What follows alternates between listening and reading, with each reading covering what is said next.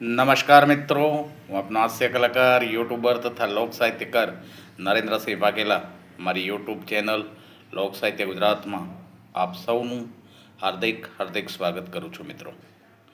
મિત્રો, એક શેરીમાં નરસૈયો ભગત નરસિંહ મહેતા એક તારો લઈને ભજન ગણગણતા હાલ્યા જતા હતા અને બરોબર સામે ભુવાઓનું ટોળું આવ્યું.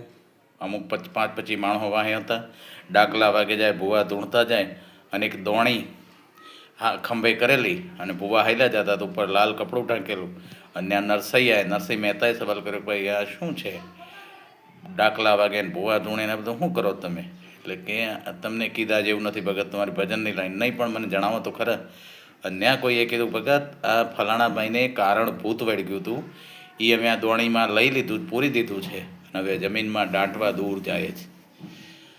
અને નરસૈયાને કુતૂહલ જાય ગયું. નરસિંહ મહેતાએ કીધું તો મને જોવા દો ને. ત્યાં બધાએ કીધું, ભગત એ જોવાય નહીં ને તો તમને વળગે. અને ભગત એટલું બોલ્યા હતા, વળગશે તો મને જ વળગશે ને, જોવા તો દ્યો. અને ત્યાં ટોળામાંથી કોઈએ કીધું કે આમે નરસૈયાને એક તો વળગ્યું છે અને બીજું એ વળગવા દો. એટલે નાગર નાતે રાજી ને આપણે રાજી કરીને દોણી ખોલી નરસૈયાને બધાએ દોણી દઈ દીધી. બધા દૂર વયા ગયા અને નરસૈયાએ લાલ કપડું દૂર કર્યું ને ત્યાં તો કૃષ્ણ કનૈયો પગની આંટી ચડાવી, પગ ઉપર પગ ચડાવીને વાહળી વગાડતો અંદર બેઠેલો. અને કીધું, વાહ પ્રભુ વાહ, અહીંયા માટલીમાં કારણ બનીને તું બેઠો. અને ત્યાં ભગવાને કીધું, જો નરસૈયા મારી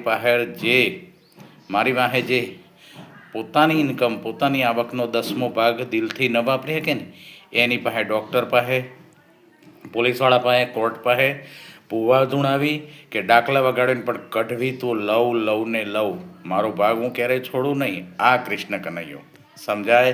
તેને વંદન. જય માતાજી, જય મુરલીધર મહારાજ, પચ્છમ ગામ, જય મા જગદંબા.